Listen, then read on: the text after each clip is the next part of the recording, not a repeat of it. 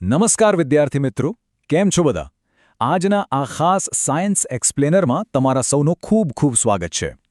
જુઓ, આજે આપણે વિજ્ઞાનના એકદમ રોમાંચક અને પાયાના ટોપિક વિશે વાત કરવાના છીએ.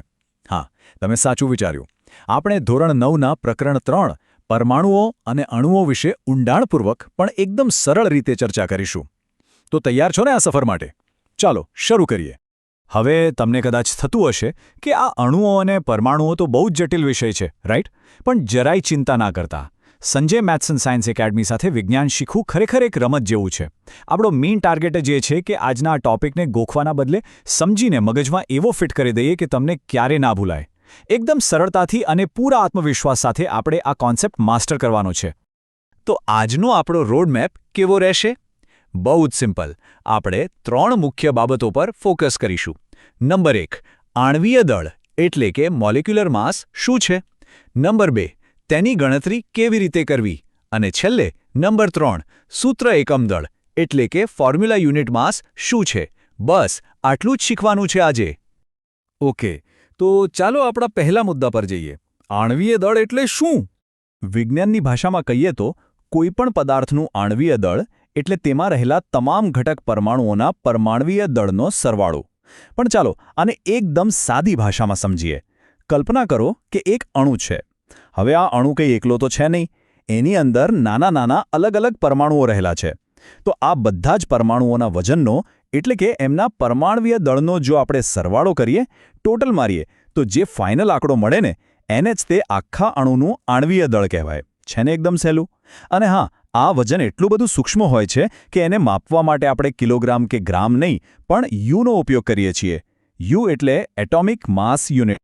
જો હજુ પણ થોડું કન્ફ્યુઝન હોય ને તો ચલો આને આપણા રોજિંદા જીવન સાથે જોડીએ. ધારો કે તમારી પાસે એક પ્લાસ્ટિકની થેલી છે. એ થેલીમાં તમે 3 સફરજન અને 2 કેળા મૂક્યા છે. હવે હું તમને પૂછું કે ભાઈ આ આખી થેલીનું કુલ વજન કેટલું? તો તમે શું કરશો? સીધી વાત છે ને, દરેક સફરજન અને દરેક કેળાનું વજન કરશો અને એનું ટોટલ મારી દેશો. બસ વિજ્ઞાનમાં પણ એક્ઝેક્ટલી આ જ નિયમ લાગુ પડે છે. અહીં અણુ એ આપણી થેલી છે અને એની અંદર રહેલા પેલા નાના પરમાણુઓ એ આપણા ફળો છે. દરેક પરમાણુના વજનને ઉમેરતા જાઓ એટલે તમને આણ્વીય દળ મળી જાય. ખરેખર આટલું જ સિમ્પલ છે. હવે તમને થિયરી તો સમજાઈ ગઈ. તો ચાલો આપણા બીજા મુદ્દા પર જઈએ. આની ગણતરી પ્રેક્ટિકલી કેવી રીતે કરવી? ચાલો એકદમ જાણીતું ઉદાહરણ લઈએ. પાણી એટલે કે H2O. હવે આપણે પાણીના અણુનું દળ ગણવું છે. નિયમ શું હતો આપણો? બધાનું વજન ઉમેરો. અહીં હાઇડ્રોજનનું પરમાણ્વીય દળ 1 U છે અને ઓક્સિજનનું 16 U છે, બરાબર? હવે જુઓ, H2Oમાં હાઇડ્રોજનના કેટલા પરમાણુ છે? 2. તો 1 ને 2 વડે ગુણવા પડે એટલે થયા 2 U. અને ઓક્સિજનનો તો માત્ર એક જ પરમાણુ છે એટલે એનું 16 U એમના એમ જ રહેશે. હવે ફાઇનલ સ્ટેપ. આ 2 U અને 16 Uનો સરવાળો કરી દો. શું જવાબ આવ્યો? 18 U. બસ મળી ગયું આપણને પાણીનું આણ્વીય દળ. છે ને એકદમ મેથ્સના સિમ્પલ સરવાળા જેવું? તમારી પ્રેક્ટિસ માટે ચાલો એક બીજું ઉદાહરણ પણ જોઈ લઈએ. થોડું મોટું સૂત્ર લઈએ. નાઇટ્રિક એસિડ એટલે કે HNO3. હવે અહીં ગણતરી કરીએ. H એટલે એક હાઇડ્રોજન છે એટલે એનું દળ થયું 1 U. પછી N એટલે કે એક નાઇટ્રોજન છે જેનું દળ 14 U છે. પણ અહીંના જરા ધ્યાન આપજો હા. ઓક્સિજન એટલે કે Oની પાછળ 3 લખેલો છે. એનો મતલબ કે ઓક્સિજનના 3 પરમાણુઓ છે. એક ઓક્સિજનનું દળ 16 U છે તો 16 ને 3 વડે ગુણવા પડશે. 16 3 48 U, રાઈટ? હવે આ ત્રણેયનો ટોટલ મારીએ. 1 + 14 + 48 બરાબર 63 U. ખ્યાલ આવી ગયો? ટૂંકમાં જેટલા પરમાણુ હોય એના દળ સાથે એને ગુણી નાખવાનું અને અંતે બધાનો સરવાળો કરી દેવાનો. મગજમાં બેસી ગઈ ને આ વાત? ચાલો હવે આપણે પહોંચી ગયા છીએ આપણા આજના છેલ્લા અને ત્રીજા મુદ્દા પર, જે છે સૂત્ર એકમ દળ. હવે સાચું કહું ને તો આ સૂત્ર એકમ દળ શબ્દ સાંભળીને જરા પણ ટેન્શન લેવાની જરૂર નથી. કેમ?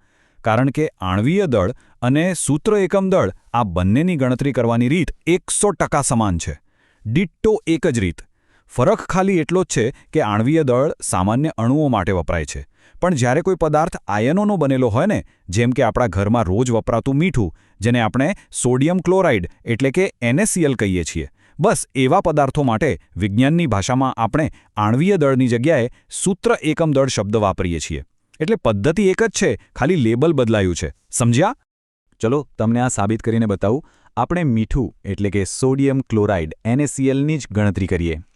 અહીં સોડિયમ એટલે Na આયનનું દળ છે 23U અને ક્લોરીન એટલે Cl આયનનું દળ છે 35.5U. હવે આ બંને એક જ છે એટલે કોઈ ગુણાકાર કરવાનો નથી, સીધું સરવાળો કરી દો. 23 વત્તા 35.5 તો જવાબ શું આવશે? 58.5U. જોયું ને? આ ગણતરી આપણે અગાઉ પાણી અને નાઇટ્રિક એસિડમાં કરી હતી. બિલકુલ એવી જ છે, કોઈ જ નવો નિયમ નથી. તો વિદ્યાર્થી મિત્રો, જોયું ને? કેમેસ્ટ્રીના આ કોન્સેપ્ટ ખરેખર કેટલા સરળ છે. જો તમને આજની આ માહિતી અને અમારી શીખવવાની સ્ટાઇલ ગમી હોય ને, તો Sanjay maths and science academy ચેનલને લાઇક, શેર અને સબસ્ક્રાઇબ કરવાનું બિલકુલ ભૂલતા નહીં. તમારા બીજા મિત્રો સાથે પણ આ જ્ઞાન ચોક્કસથી શેર કરજો, જેથી તેઓ પણ વિજ્ઞાનને ગોખવાના બદલે આવી જ સરળતાથી સમજી શકે. અને હા, જતા જરા વિચારજો, જો આ અતિ સૂક્ષ્મ પરમાણુઓ જે નરી આંખે દેખાતા પણ નથી એ ભેગા મળીને આખા બ્રહ્માંડનું વજન નક્કી કરી શકતા હોય, તો શું રોજિંદા જીવનની આપણી નાની નાની સારી આદતો ભેગી મળીને આપણું એક જબરદસ્ત ભવિષ્ય નહીં બનાવી શકે?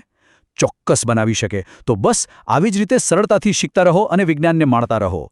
નવા ટોપિક સાથે ફરી મળીશું. આવજો.